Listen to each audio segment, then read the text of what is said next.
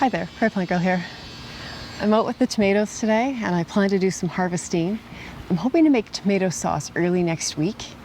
And in order to do that, in order to get about 7 quarts, or I think that's close to 6-7 liters of canned tomato sauce, I am going to need around 35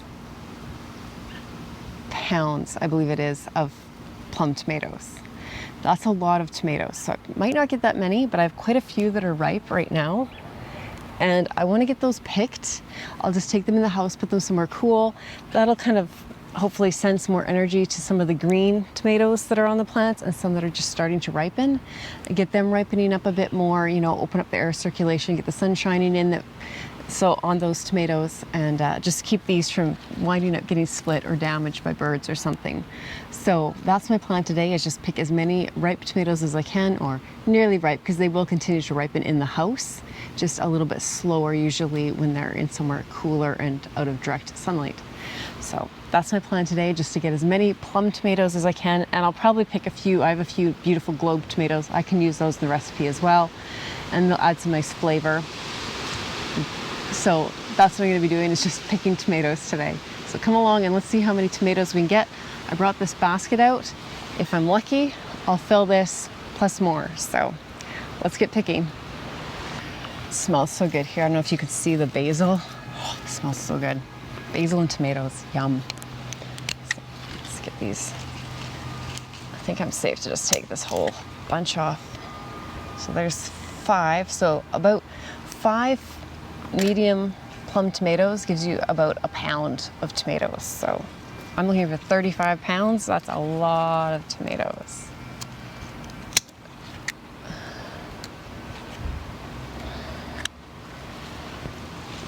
There's a few more on the back of this plant.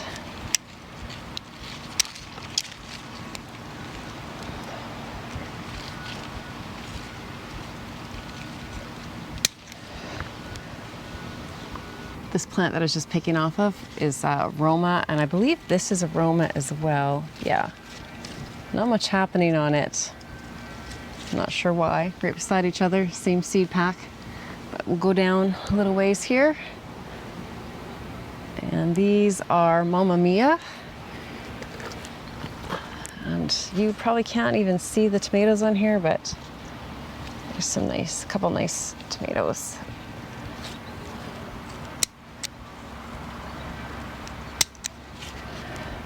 So this one's a little bit green on the tip yet, but the other side is absolutely gorgeous. So those will ripen up nice in the house. And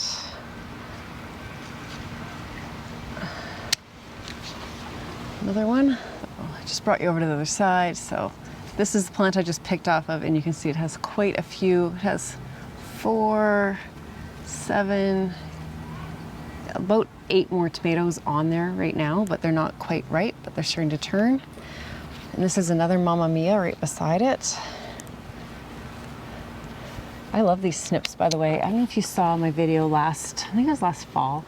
I had grabbed myself a whole bunch of new sets of secateurs or snips, and the one set came with these pruning kind of shears, or smaller shears with it. And I really like the secateurs and these snips, so the ones that came in this package. I think they were probably the most expensive set, and I thought these seemed really cheap, not that great, but I actually like them. So if you're interested, I'll maybe try and find the link, see if they still even make them. I have no idea what the brand is, and it's not even written on here, but I really like both pairs that came in the pack. So if I remember, I'll put it down below for you, because I did say I'd update you about those various snips that I bought, the secateurs, and yeah, this set turned out to be the winner for the secateurs, even more than the snips, but I do like the long shear in here and the larger handle, and they have a good spring in them.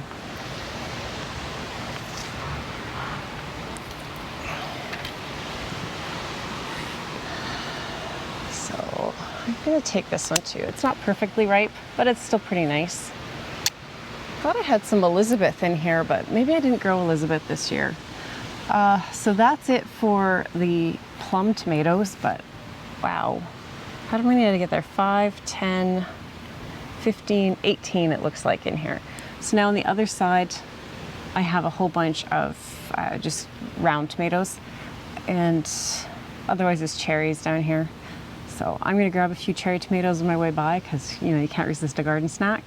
And then I'll meet you on the other side to pick some more tomatoes.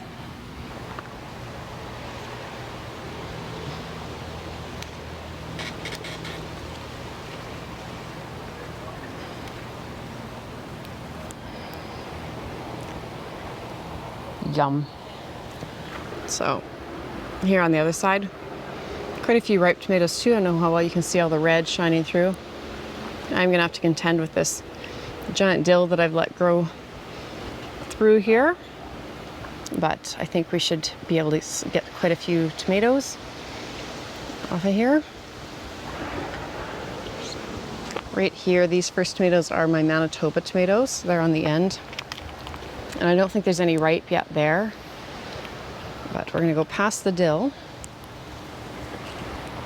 Just hit myself in the face with it. So, oh, all these marigolds, and I have oregano over here. It's a very full bed, but I love it. So I'm just trying to confirm. Yeah, so this is black vernissage. These little guys over here. Kind of a pretty tomato. So there's not, these are kind of fussy to work with for doing things like canning. So there's lots ripe, and I'm gonna take some of them, and knock them off because they're getting quite ripe. But I won't be using these for canning. I'll just use these in salads and things. You can see the size, nice for stuff like that. But lots hanging here. So.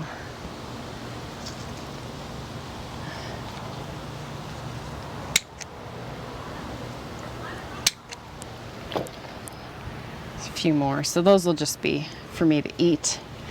And then Thornberry's terracotta, beautiful flavor. Unfortunately, this one has started to crack. We have had a lot of rain this year, so I'm surprised that this is the first one I'm really having bad cracking on. But the globes do tend to crack more than the round tomatoes tend to crack more than the plum tomatoes. There's another thornberries. So this one's on the small side too for thornberries, but I don't want it to crack. Now I have a great big sucker here, yeah, Radiator Charlie. So, which is attaching it to the plant here. This stem here. Look at that, Radiator Charlie. Never a disappointment with this guy. Beautiful, almost a pinkish hue to it. Beautiful tomato.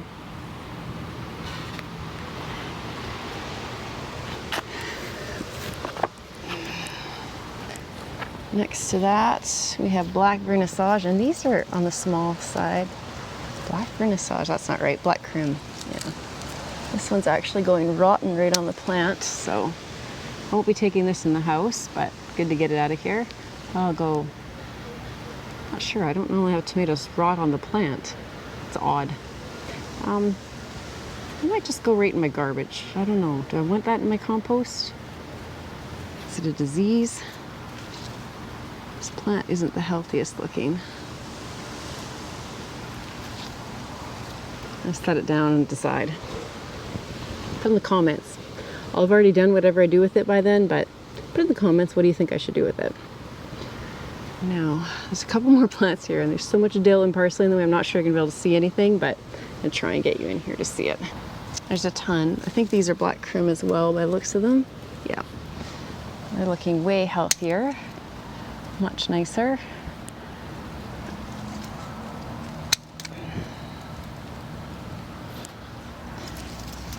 I don't want to break the stem. He's very full. I really needed to get in here and do this sooner anyways.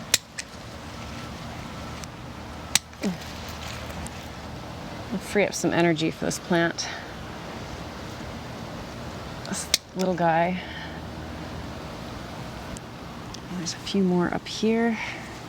So we'll take these couple here. There's one.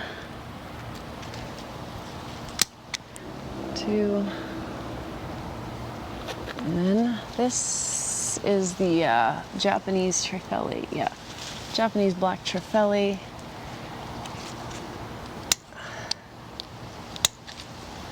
So again, they're not perfectly ripe, but they'll ripen up. And there's a couple more.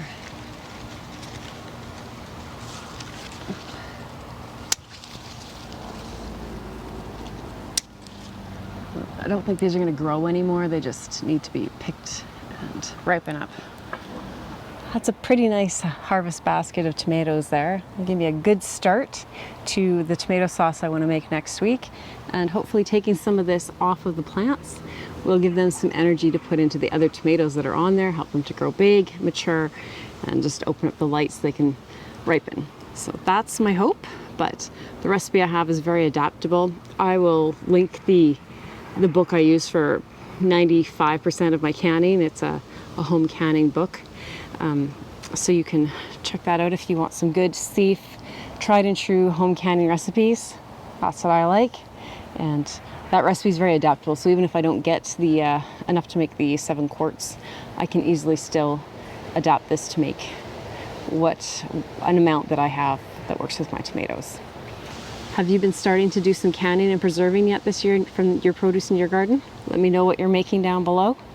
And keep watching to see what's happening in my garden as the harvest season just keeps plugging away here. Thanks for watching. Bye.